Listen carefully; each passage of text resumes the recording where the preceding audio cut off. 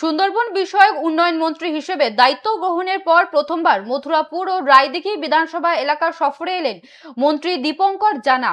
এই সফরকালে তিনি এলাকার বিভিন্ন বেহাল নদী, বাঁধ, রাস্তা ও গুরুত্বপূর্ণ সড়কগুলি সরেজমিনে পরিদর্শন করেন। দীর্ঘদিন ধরে সংস্কারের অভাবে এই অঞ্চলের যাতায়াত ও নিরাপত্তা ব্যবস্থা বিপর্যস্ত হয়ে পড়েছিল। পরিস্থিতি খতিয়ে দেখে মন্ত্রী স্থানীয় বাসিন্দাদের দ্রুত সমস্যা সমাধানের আশ্বাস দেন।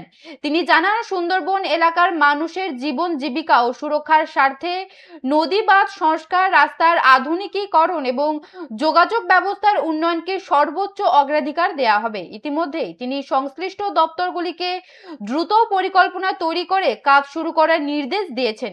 সফরের শেষ পর্যায়ে মন্ত্রী পরিবহন দপ্তরের আধিকারিকদের সঙ্গে একটি উচ্চ পর্যায়ের বৈঠক করেন। সেখানে এলাকার পরিবহন পরিষেবার মান উন্নয়ন এবং সাধারণ মানুষের যাতায়াতের সুবিধা বাড়ানোর বিষয়ে বিস্তারিত আলোচনা হয়। মন্ত্রীর এই পরিদর্শনের পর দীর্ঘদিনের অবহেলিত নদী, বাঁধ ও রাস্তার সমস্যা মিটবে বলেই আশার আলো দেখছেন সুন্দরবনের স্থানীয় বাসিন্দারা।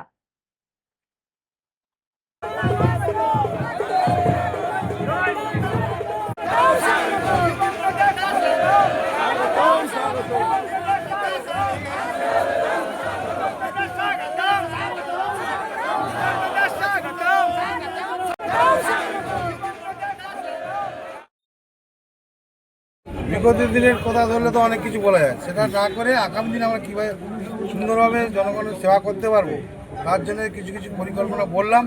কিছু কিছু মনসুন আসছে, বর্ষাকাল আসছে, তার জন্য নদী বাঁধ ইরিগেশন দপ্তর যাতে ভালোভাবে কাজগুলো করে, যেখানে ভাঙন হয় ভাঙন রোধ করে যায় কীভাবে তার পরিকল্পনা করতে বললাম বিডিও সাহেব এবং ইরিগেশন দপ্তরকে। আর যেখানে জল পাওয়া যায়নি, জল জীবন মিশনের যে কলগুলো এখন তৈরি হয়নি বা পাইপলাইন পাতেনি বা জল ছাড়েনি বা বিভিন্ন কারণ যেন আটকে আছে, সেইগুলো বলছি এখন যদি জল না ছাড়ে আপাতত টিউবওয়েলের ব্যবস্থা করে দেবে।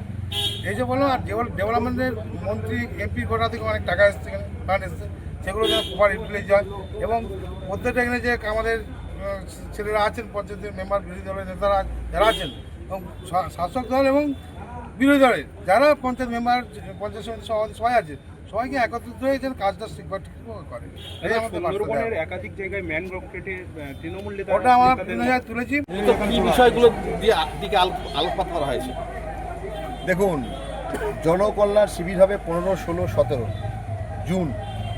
পশ্চিমবঙ্গ সরকারের প্রথম সরকার আসার পরে মানুষের পরিষেবা দেওয়ার জন্য প্রত্যেকটা ব্লকে ব্লকে, যেগুলো বড় ব্লক দুটো করে ক্যাম্প করতে বলা হয়েছে এবং যেগুলো ছোট ব্লক সেগুলো একটা করে ক্যাম্প করতে বলা হয়েছে।